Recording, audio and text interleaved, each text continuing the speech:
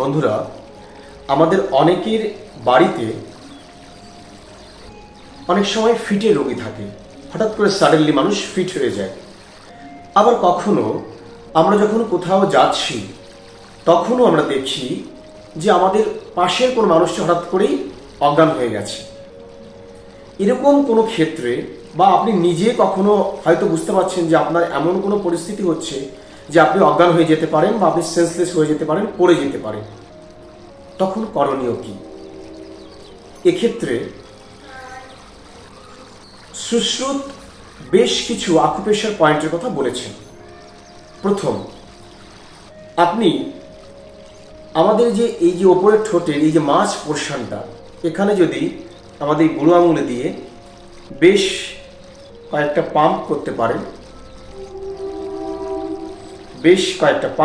পারেন, 5-7 সেকেন্ড এভাবে যদি আপনি পাম্প করেন 5-7 বার, দেখবেন যদি কেউ অজ্ঞান হয়ে যায় তাহলে তার সেন্স ফিরে আসছে। যদি কেউ অজ্ঞান হওয়ার উপক্রম হয় তাহলে তারা এই ফিটটা আসছে না। নেক্সট, আমাদের বাঁ হাতের বা ডান হাতের হতে পারে এই যে কনিষ্ঠ আঙ্গুল, এই কনিষ্ঠ আঙ্গুলের এই আঙুলের দিকের মাঝ মানে পোর্শনটা যেখান থেকে মাংস শুরু হচ্ছে, এই জায়গাটায় যদি কেউ প্রেসার দিতে পারে, এই জায়গাটা যদি প্রেসার দেওয়া যায় তাহলে কিন্তু এই ফিটের ভাবটা আসে না।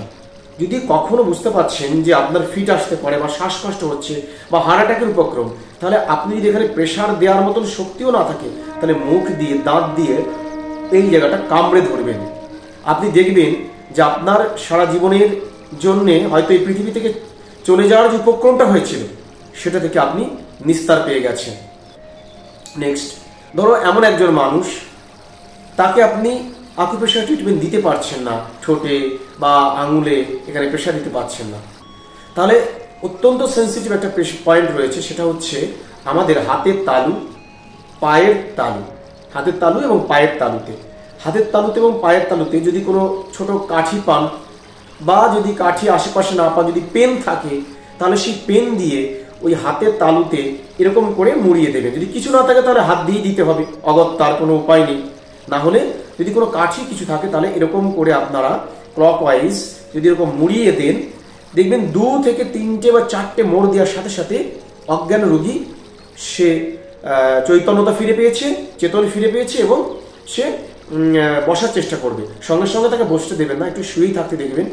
যেহেতু অক্সিজেন ব্রেনের সাপ্লাই কম হওয়ার জন্যে, হার্টে অক্সিজেন ঠিক মতো না পৌঁছানোর জন্যে, শ্বাসবায়ু না পৌঁছানোর জন্যে এই সিচুয়েশনটা হয়েছিল।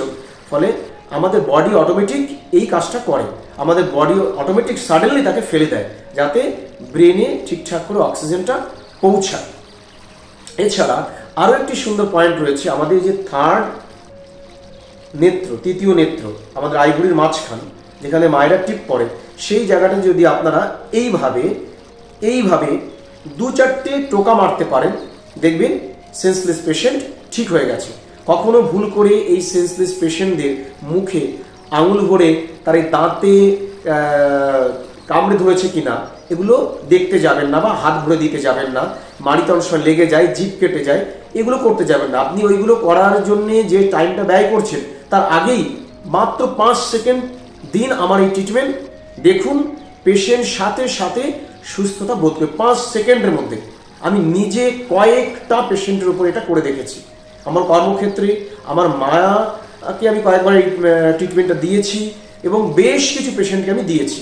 আমি যেখানে কর্ম করি আমার কর্মক্ষেত্রে অনেক মানুষের সমাগম, মাঝে মাঝেই মানুষ অজ্ঞান হয়ে যায়, গরমেতে ফিট হয়ে যায়, কখনো কখনো কেউ দুশ্চিন্তাগ্রস্ত থাকে, অনেক সময় অনেকে ড্রিঙ্ক করেও আসে, আবার কারো হার্টের প্রবলেম থাকে, কারো ফিটের রোগ থাকে, মির্গির রোগ থাকে। তো ফলে এই অজ্ঞানতার যে সমস্যা, এটা কিন্তু আপনারা মানে এই সামান্য ট্রিটমেন্ট দ্বারা তাকে সুস্থ করে তুলতে পারবেন। তো এটা আপনারা প্রয়োগ করুন, দেখুন খুব সুন্দর ফল পাবেন। বন্ধুগণ, ভালো থাকবেন, দেখা হবে পরের বিষয় নিয়ে।